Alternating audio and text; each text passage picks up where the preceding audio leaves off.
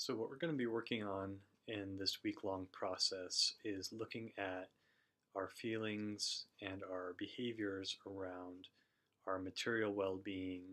and our desires to live and sort of move into manifest a life in a world that really speaks to our deepest longing. I think that many of us come into the world or through our lives experience a deep kind of feeling sense of how the world is supposed to be. And we all kind of understand that differently. We maybe language that differently. But for me, at the least, there's a kind of a sense of, I can sometimes feel it in my heart or my body of like the kind of relationship that is possible, the kind of happiness and joyfulness that's possible, the kind of ease, and it's almost a spiritual transcendent sense of the world as it's supposed to be. And it feels almost real, like it feels like even before I've encountered it in my life, or if I haven't encountered it in my life, there's a sense that I can feel it in myself, so it must be real. Like I didn't come up with it out of nowhere. And perhaps it, from a spiritual sense or a transpersonal psychology sense, perhaps it's the sense of being that we were born with into this world before we really started to experience limitation and hardship and setback or failures of any kind. But it's something that I think drives a lot of our behaviors towards trying to, recreate relationships that don't work, or work relationships or work behaviors that don't work, or just different ways that we become disillusioned or feel failure or despair. That sense that what I think is possible or what I feel in a deep way is possible, I can't quite experience in the world. And so then we create these stories about ourselves, these beliefs that I'm just not worth it, I'm fated not to have that experience, or it's naive, or it's irrational, or something like that. And where that comes, that connects to belief, is that the belief, what we believe is possible, tends to inform a lot of our behaviors and a lot of our ways of showing up in the world, and can very subtly impact our ability to actually make something happen or not. And I know that when we start talking about it, it gets kind of woo woo for some people. And for other people, it's getting in the territory of the secret, which is a kind of has some value, but it's problematic in the way in which it gets interpreted to say that people manifest their own oppression or their suffering, or just doesn't look at the ways that oppression gets in the way, or systematic inequality or lack of resources gets in the way of manifesting your will. A friend of mine and I were talking about the whole idea of manifesting will and doing your inner work and seeing changes in the world. And one of the things that we talked about is that privilege makes that easier. And I don't think it means that you're more worthy of it. I think it just means that you have fewer obstacles to contend with.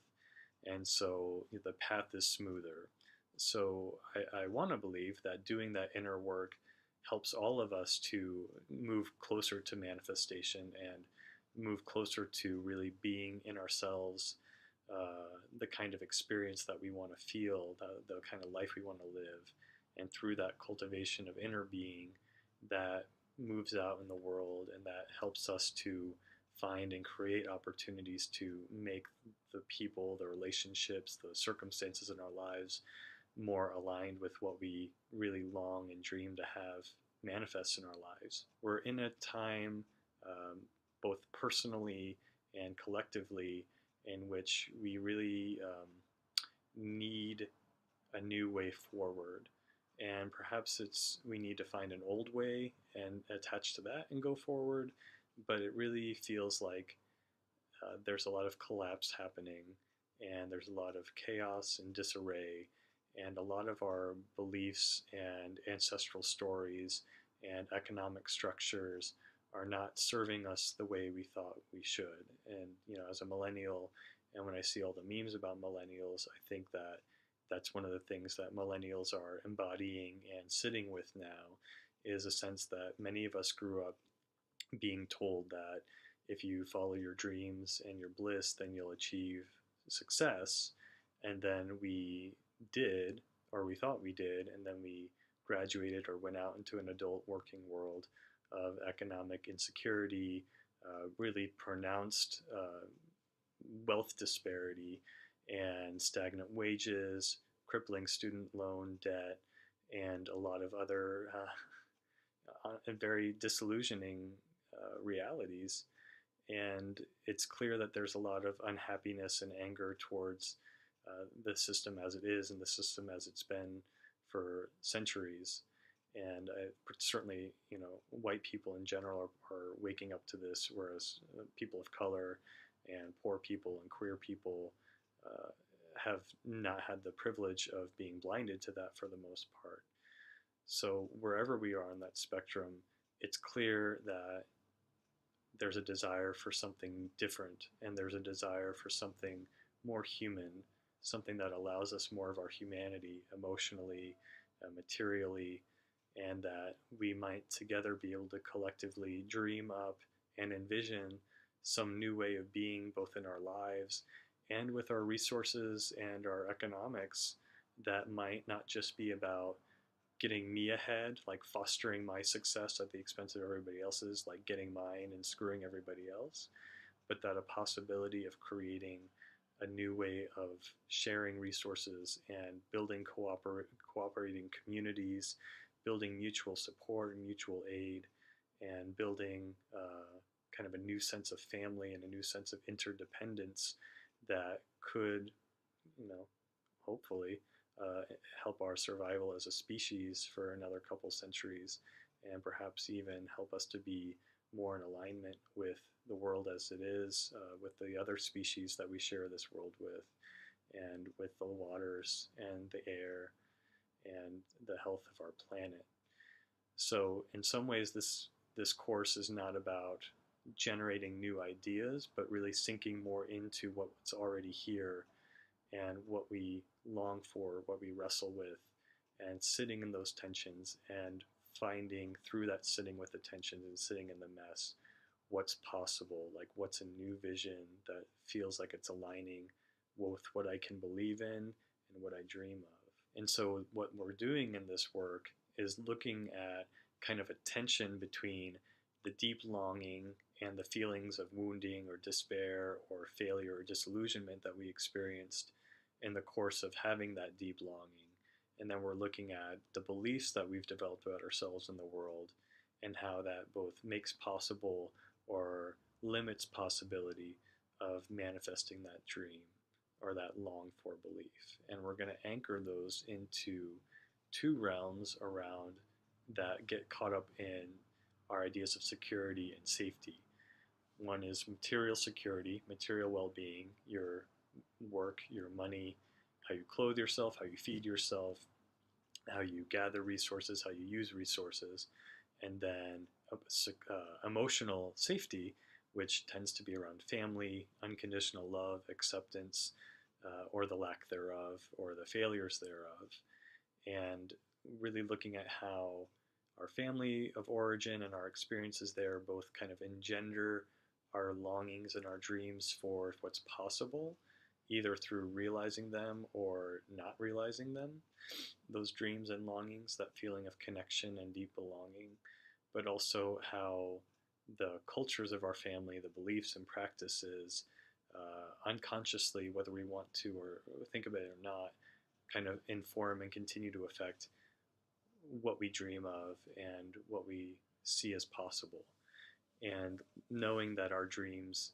are kind of transcendent, maybe will never be fully realized, but that by working on them, by working on really getting into my body that felt sense of dream, and really looking at these wounds and barriers, that I can bring more freedom into the world, that the dream can become more concrete, that I can really begin to feel into what I have today that can align with that sense of what I long to experience, and kind of ground that dream into a more practical reality. And the other hand, looking at the beliefs and how believing, for example, we talk about believing in ourselves, that belief that I'm worthy, that I'm capable, that I can make this happen, whatever I can do to cultivate that helps us to move through adversity, helps us to move through setbacks, and helps us to keep going. And if we can bring that sense of belief into alignment with our dreams, that I believe that I can really make this dream happen, that can help us to cultivate resilience, to know that we're going to suffer setbacks, to know we're going to have disappointments and disillusions, to know that we're going to get reality checks and we're going to see the ways that our previous ideas of how things should work aren't workable. But if we can hold on to that belief that if I keep going and I keep learning, I can get there, then we can let these setbacks and disillusionments and lessons help us to refine the vision and the practical course of action to get to a closer sense of being that longing that we have for our life and the world. So before I close, I just invite you to just take a moment and take a breath and just notice what's happening in your body now that you've heard me say all this. And just breathing out some space for whatever's happening inside your body. Maybe there's excitement, maybe there's skepticism or mistrust, maybe there's discomfort or anxiety or heaviness or despair, just whatever's here, just really breathing and making space for all that.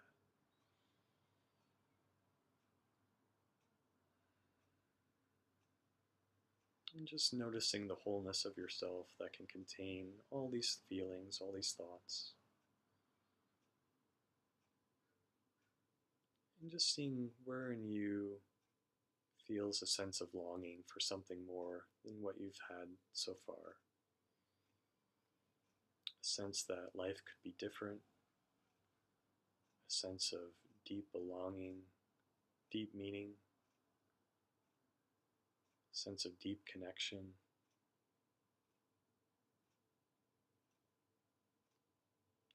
And then sensing in you, where in you is a sense of belief that this is actually possible, that this kind of world could be one that we live in, could be one that you could create, even if you don't know how.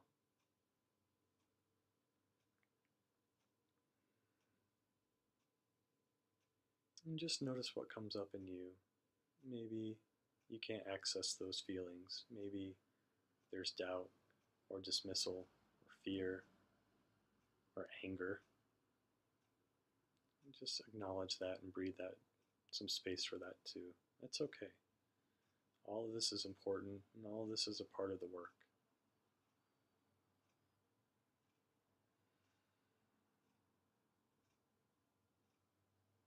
And just feeling your wholeness and feeling all these feelings, all these conflicting parts of you around this work.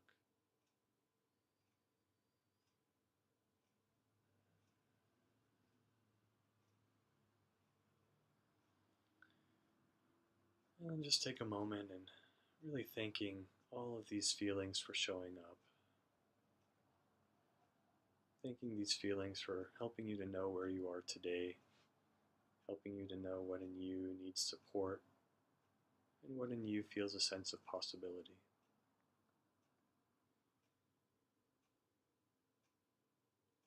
And maybe just check in with your wholeness, with all of these parts of you and your skin that contains it all. Maybe with a sense of your higher self or your deep self, if you hold that as a belief. And just sense if this work, this Recalibrate work, might be useful in moving this process forward, in really giving all of these parts of you more space to be heard and witnessed in their very valid experiences, with the hopes of finding another way forward.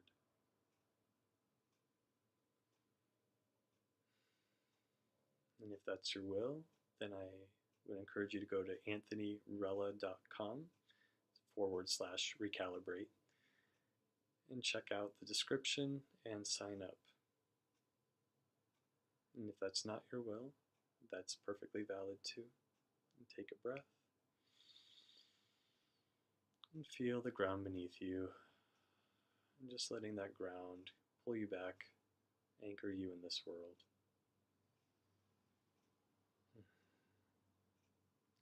I wish you well, and I hope you sign up. The course will be 7 days with daily homework that will take no more than 20 to 30 minutes a day, and then one day we'll do a 90-minute live chat just to process and integrate the work. The whole course is $350, but I have pay what you can slots